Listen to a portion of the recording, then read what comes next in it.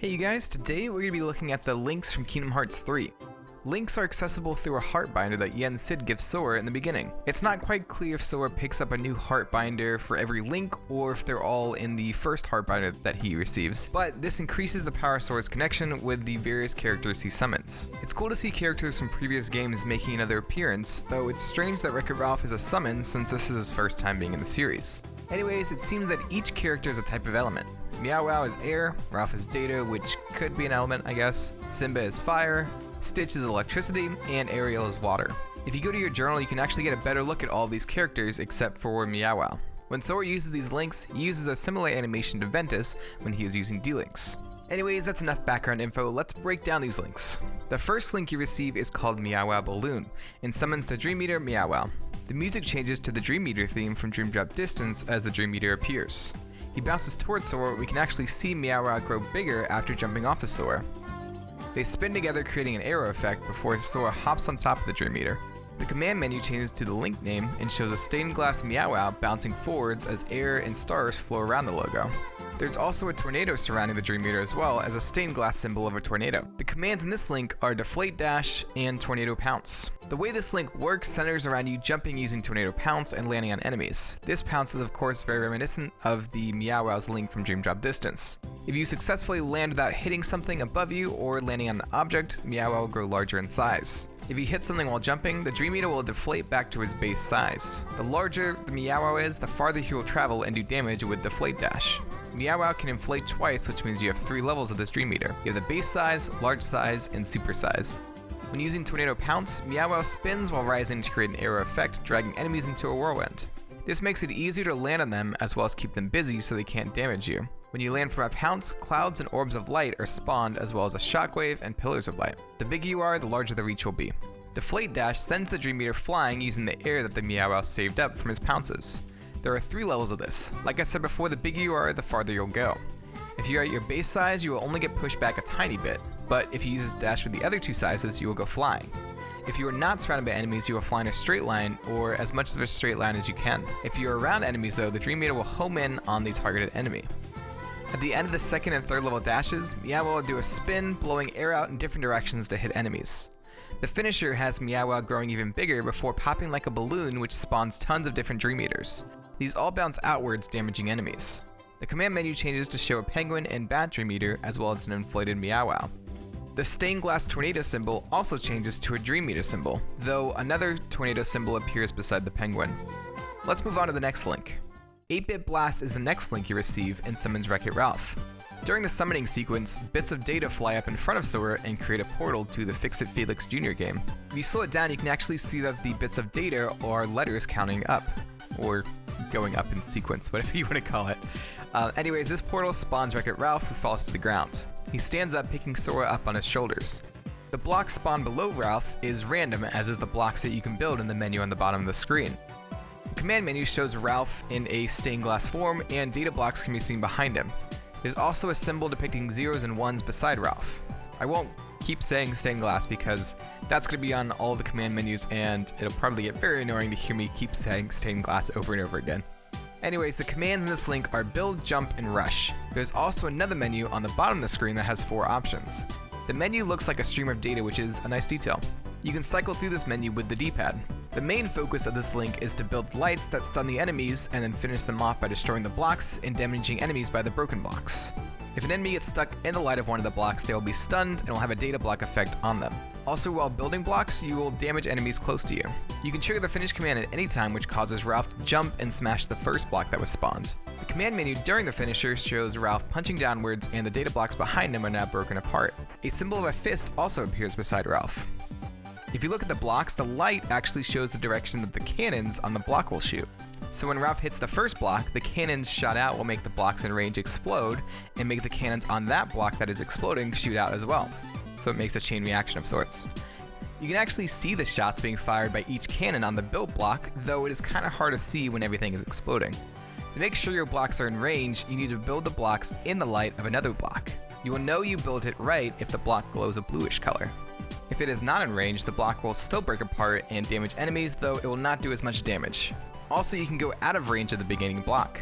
I thought that was pretty interesting that as soon as I left the area, my finish command grayed out. The jump command is good for placing blocks that shoot a beam downwards, as well as getting around the blocks that you have already built. The rush command is good for stunning enemies so that you can catch them in the light of the blocks. The last thing I'll point out is that people found that you could do massive damage to the Mother Gotho boss if you build your blocks up in a tower and finish right when the boss comes close. And I think that is it for this link. Let's move on to the next one. King's Flare is the next link you receive and summon Simba. Savannah Pride plays, which is the battle theme for the Pride Lands world in Kingdom Hearts 2. Flames circle Sora at the start of the summon before the screen whites out. Simba then fades into view with fire surrounding him. The command menu shows a stained glass Simba, as well as a symbol of fire. Simba's mane flows in the wind and embers can be seen flying around the logo. There are two commands while in this link, Firaga Roar and Firaga Leap. Roar does an AoE attack spreading fire out around Simba. This pushes enemies back a bit and also stuns them. Usually you will have a cooldown of a second or two after using Roar, but if you keep moving in any direction, you will come out of the cooldown animation faster and will be able to get off more roars. The leap changes Simba into flames as he jumps, and when he hits the ground, air is pushed out. A fire effect also burns the ground. The finisher has Simba flipping into the air and spinning above the ground. You can actually see him disappear and an orb of light appears before fire burns everything in range. It reminds me of Mega Flare and is probably why this link is called King's Flare. The command menu changes to show flames bathe in the logo as well as Simba roaring.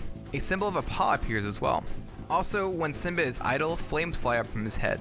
These fly back in Sora's face when moving. The last thing I want to point out with this link is that you can also damage enemies just by running around. And that is it for this link. Pretty short.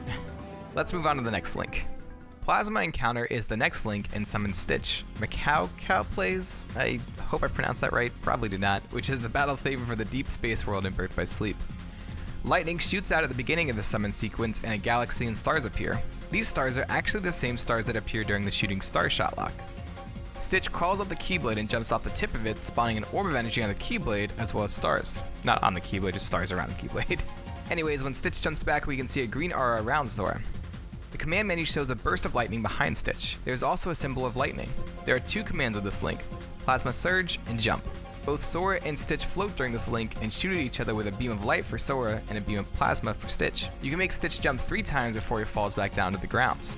This lets you work in both the horizontal and vertical spaces during this link. The main focus of this link is the Surge command. You control Stitch, and whenever you surge, Sora will dash over to where Stitch is. During this dash, an arrow of plasma will form around Sora and shoot out after he is done dashing. This can damage enemies in front of Sora and also gives them an electric status effect. A thin blue beam of light shows where Sora has dashed, and on the third dash, a green beam connects to Stitch, showing that an area is about to be completed. When a box is complete, the points that make up the corners of the box spawn stars. The middle of the area created flashes with energy and damages enemies inside. After the flash, a blue area appears and stars can be seen inside the area. Plasma also now makes up the lines of the boxes after completing it. Enemies do not get damage in the areas after the initial shock. The finisher shows Stitch and Sora shooting into the sky, which spawns meteorites that spin outwards, creating a galaxy in the sky. Sora calls down 5 blasts of plasma, which hit the different areas created before calling down a more powerful beam of plasma down on top of him and Stitch. You can see a beam coming from the Keyblade, and Sora's animations look similar to when he is casting magic. Stitch also shoots up with each beam of plasma that comes down. The area inside the boxes glows vibrantly during this final beam, and the corners of the areas change from stars to planets. Stars can also be seen falling from the sky. If no areas are completed before using the finisher, Sora will just call down the final beam down on him and Stitch. The command menu changes to plasma covering the logo and arcing to the stained glass symbols. Stitch pulls out his blasters with his 4 arms and shoots occasionally. A symbol of a blaster can be seen as well during the finisher. The last link we're going to be talking about is Sea Spectacle, and this summons Ariel. An adventure in Atlantica plays, which is the battle theme for the Atlantica world in Kingdom Hearts 1. Water swirls up around Sora, creating a shield of water that spins around him. Ariel appears out of the water and jumps over Sora's head and into the ground, creating a portal of water in the ground. Sora then dives in after her, creating another portal of water in the ground. The command menu shows Ariel with water splashing up behind her. A symbol of water is also seen in the logo. The commands for this link are Splash and Mermaid Dive. This link is all about timing your dives. Sora and Ariel will swap every time they dive into water, so when Sora dives down, the next dive command will show Ariel popping up into the air. Also, when you dive into a pool or jump out of one, it'll deal damage to enemies. Every time you sink into a pool of water, a ring of light closes in on that pool. If you time it right, you'll get an excellent rating and jump up extremely high. If you miss the timing, you will get a good rating and jump up moderately high. If you completely miss the dive command, you will jump up only a small distance. Depending on your timing, you will spawn a different type of pool. If you miss the timing, no pool will be spawned as you jump up. If you get a good rating, a green shining pool will be spawned, and if you get an excellent rating, a bigger pool is spawned that shines blue. The splash command is affected by the rating you get from your dives as well. If you get an excellent rating, you will shoot out shining streams of water. Each splash will spawn 3 shining streams of water. When they hit the ground, an orb of light is pushed out and ripples of water can be seen on the ground. For the other 2 ratings, you will also shoot out 3 streams of water, but these are less powerful and show music notes and a music staff for every stream. Also, while I'm talking about it, you cannot splash when you are underground.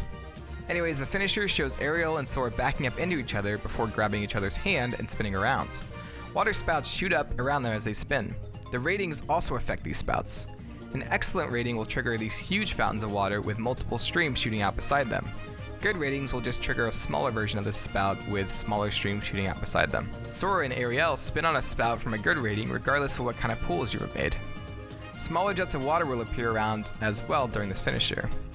You can use the finisher with no extra pools spawned, which gives a cleaner view and shows that these smaller spouts come up and surround Sora and Ariel during their dance. I think the excellent rating spouts will keep enemies caught in the water during the finisher, while the good rating spouts will just push enemies away. It's hard to say for certain though because the water gets in the way of seeing what is really going on.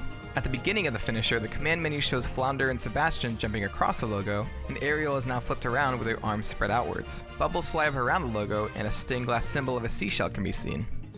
You can also see Ariel's tail moving during the finisher. And I think that is it for the links.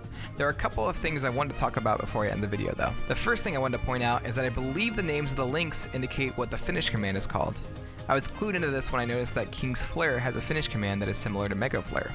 Meow A Balloon's finisher literally has Meow A popping like a balloon and raining down G-meters on enemies. The other thing I want to talk about is why all the command menus have a stained glass look to them.